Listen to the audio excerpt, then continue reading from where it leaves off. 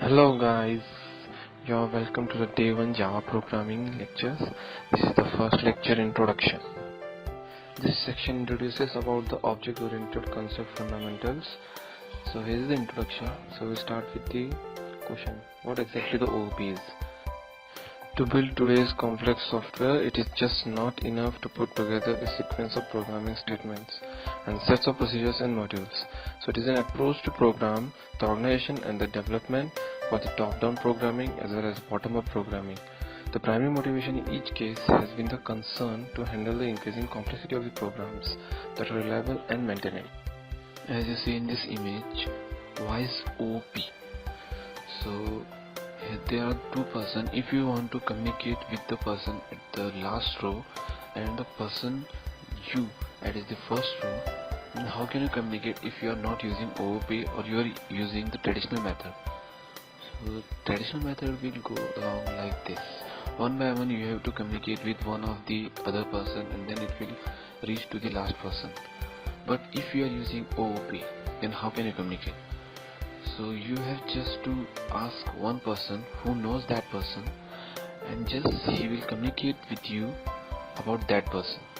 So OOP is as simple as that is diagram. So here's the actual difference between the POP and the OOP.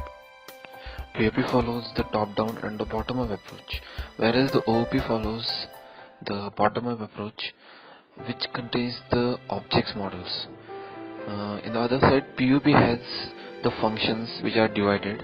Here the objects are divided so that it will be easy for class and object to encapsulate each other. So unit of program is procedure in POP, and on the other side OOP there is always an object. So in POP, that is the procedural programming, there are some of the programs that follow that traditional approach, that is C, Fortran and the Pascal. And OOP, as you know, the C++, Java and VB.NET and many others. So what is pure OOP? There are some protocols that need to be followed when you say this program is pure OOP. So first of all you find out whether this program have these 5 protocols followed. So first protocol, the objects. It should be emphasis on objects. Programs are partitioned into objects. Object communicate with other objects through methods. Object instantiate with its own memory. Data and methods can be added easily as per need. So these are the 5 protocols.